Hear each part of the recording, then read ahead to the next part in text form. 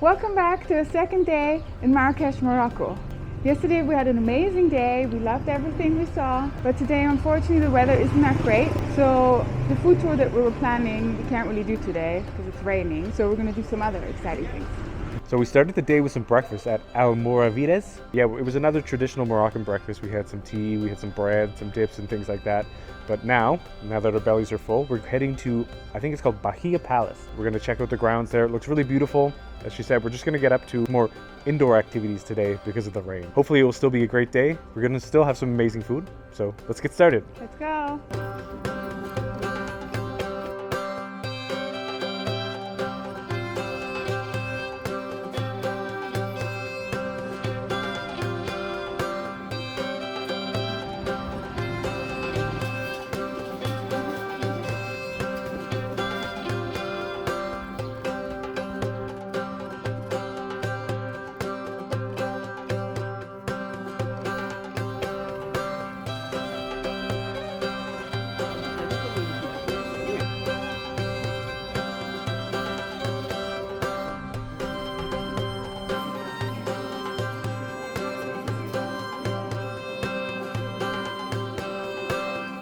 So we're at the palace, and something interesting that happened was while we were walking around to the spot where Google Map has the entrance for this place, there was a gate that was closed and some guy was standing there and he basically told us that the palace was closed for another hour.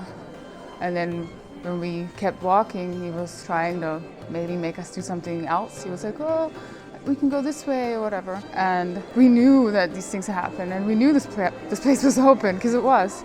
But apparently that happens sometimes, like people will tell you things are closed, so then they can take you somewhere else and make you pay. It happened to us in Thailand as well, so you kind of have to watch out for these things so you don't get scammed. Because basically, he tried to scam us. Because then we just kept walking, and there was another person who told us the palace was closed, and then it was open. The gates were there was crowds of people, this place is packed, so don't get scammed in Morocco.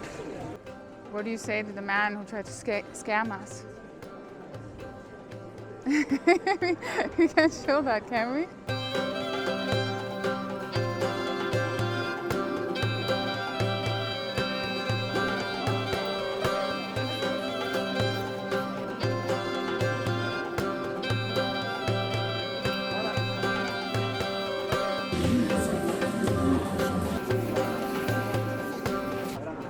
It's beautiful.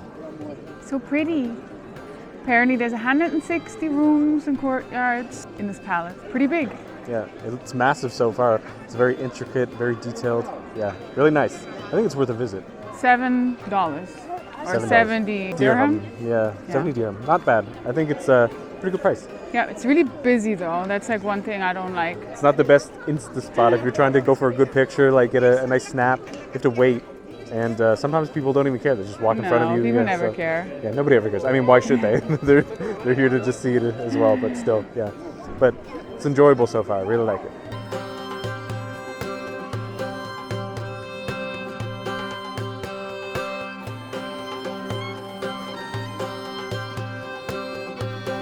We're now in a nice garden courtyard. Luckily, it's not really raining, or it stopped. It actually isn't as bad as we thought. But it's quite nice actually because it's cloudy, so we're not dying from the heat today.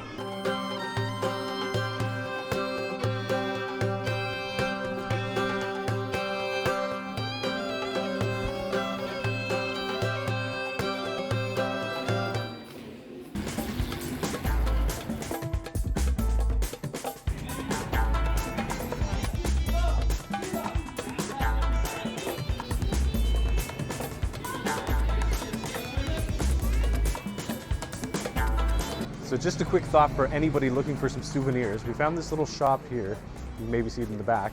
It's close to a restaurant called Souvenir, and it actually has labels on all of the gifts. So I just bought a magnet and a shot glass for like 35 dirham, which is really cheap. It's like $3, so much cheaper than the markets you find throughout the street. $4 cheaper.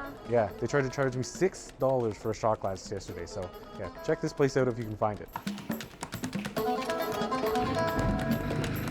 So we got a pomegranate juice from a stand at the side of the road. It was 20 dirham, so $2. to get it all the time when we were in Istanbul for a couple of months, and it was amazing. It's really good. It's sweeter, I feel like, than the tart sour ones that we had in Istanbul. It's really good. Delicious.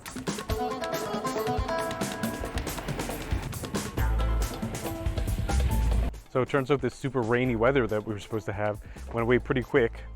Now we're both getting blinded by the sun. Yeah, I forgot my sunglasses. Yeah, the skies are super blue. It doesn't look like it was even raining at all today, but now I guess we're just gonna walk around, adventure some more, see what we get up to. We don't even really have a solid plan anymore because we're kind of through for a loop. Oh yeah, we're going to the tombs now. Let's go do that. 5 minutes later.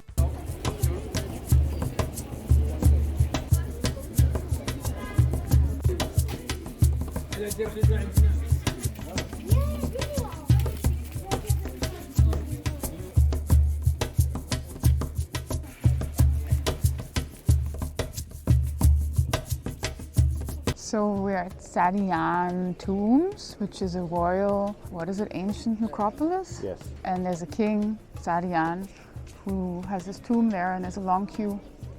And as you can see, I'm wearing this because it's raining, because he jinxed it. Yeah, but now it's sunny again. The sun's coming back out. It's pretty bipolar. Look at it. Do you see this? Just as we start talking, it was literally pouring. Today it's very it's all over the place. It's all over the place. It was pouring, and then we came here.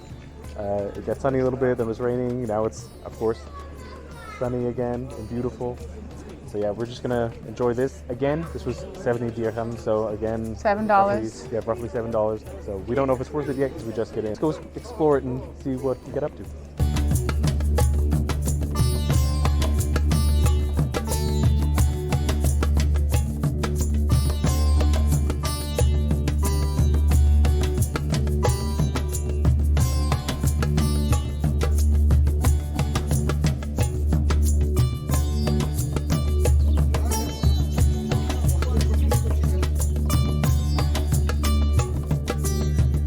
Waiting for the Sultan's tomb, and Brandon doesn't want to wait. The line is way too long, and people take their sweet time. So everyone wants to see what's inside the tomb. my guess is tomb. Probably not much. Huh?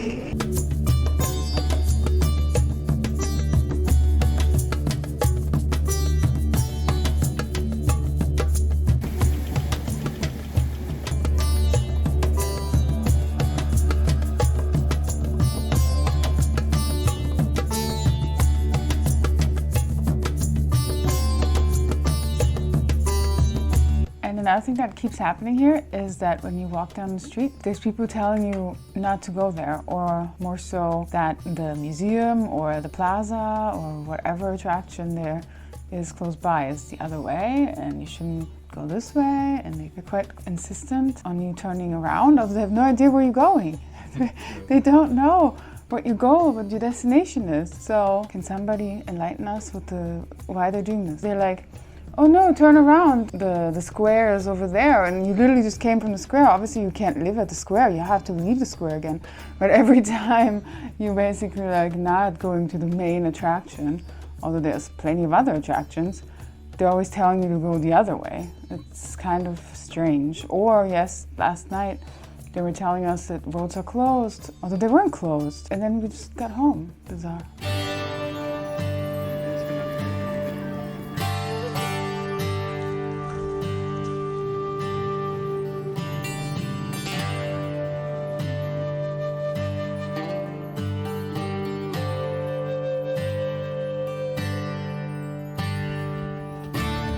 So we're here at our final stop for the day. We're at Dar Tazi Marrakech restaurant, and we're about to enjoy our last meal of the day. So we're super excited. Apparently it's tradition to eat couscous on Fridays. I don't know really where it came from. I read a little bit of the history, but it goes back to like the 7th century or something like that. People used to go to mosque and pray, and then for dinner they would come home and they would have couscous. So yeah, we're gonna do that today. We also ordered some other things. We had a Veal Tagine to look forward to, some Briwat, which is kind of like a Moroccan samosa. And yeah, we're super stoked, super hungry. An avocado smoothie, yeah. We haven't eaten all day, so we're ready.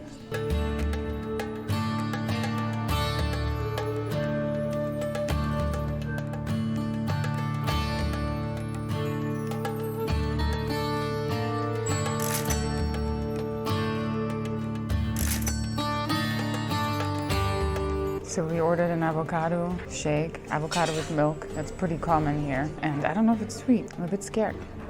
People have said it tastes like liquid guacamole. Yeah, it's not sweet. I mean, we like avocado, so. It does just taste like almost like an avocado yogurt or something. It's delicious, actually. I don't know if I would always drink it. It's pretty good, though. So our appetizers have arrived, and we have the Briwat or Briwate. I'm not exactly sure how to pronounce it. They look like little samosas, like Indian samosas. I'm not sure what's inside them. I'm gonna try the first one. We've got a skinny version and a triangular version. It's delicious. So this one's like stuffed almost with like a little meatball. It's got some different Moroccan spices. I don't know, it has a hint of spice, but it's definitely not spicy. It looks like there's like maybe onion in there, but mostly it's just like a big chunky meatball. Let's try this one, see if it's different. Yeah, I think the filling is the same, and I think it's chicken. It's pretty delicious. Can't really tell because there's a lot of different spices, but it's really good. Flaky, crispy, perfect. So the triangle, I forgot what the name was, but the samosa looking thing. Briwat. Tastes like Christmas, and it's not the same as the other one. Brown and light. This one's better. We got this amazing spread of Moroccan salads here. And there's one potato salad, one with carrots, one with cucumbers and tomatoes. I'm not sure about the other one. I think this one could be cabbage, but I'm gonna take some bread and maybe spread this red stuff. Tomatoes. No, it tastes like tomato and spices. So yummy. And sweet peppers. So I love these spreads. They're amazing. The meals have finally arrived. As I mentioned before, we got couscous with chicken. It has this caramelized onions all on top and some toasted sesame seeds, all these different vegetables. And we've also got the veal, but you're gonna try that one, right? We've got some onion, some chicken, and the couscous all in one bite.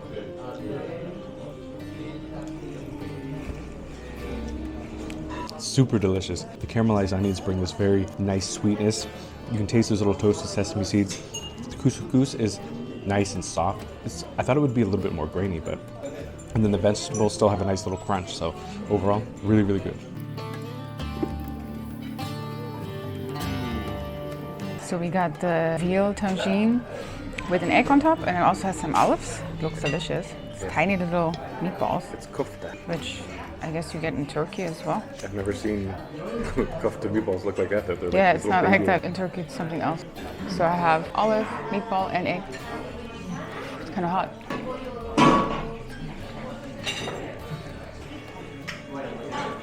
The olives had a pit, so be careful. Don't lose a tooth, but it's delicious. The olives just add so much in my opinion. I love olives. And the meat's very flavorful. It definitely reminds me of those like kofta sandwiches we had in Berlin. It's delicious, but I would say it's probably the third best tagine that we've had in Morocco. The ones from yesterday might have been a bit better, but this one's delicious too. Very yummy. So couscous is actually a communal dish, and usually it would be served in like a big platter, and you kind of take your own little section and eat that to yourself. And they don't usually eat it with utensils. I think you eat it with your hands, so I'm gonna give it a go. We have eaten with our hands like this before when we were in Malaysia, so I think you're supposed to take it, squish it, and then eat it like that. Does it taste better this way? Tastes the same. It just made my hands dirty. We're on to the dessert section now. Right here I have Mahalabia. I'm not even really sure what it is. It didn't really have a very good description in the menu, We so only have time to learn the name. yeah. And I said it wrong a million times, but it's Mahalabia. It's got honey and some sort of crumble on top. It looks like a yogurt-based kind of dessert, but I don't know. Let's see. Oh, it's a jelly.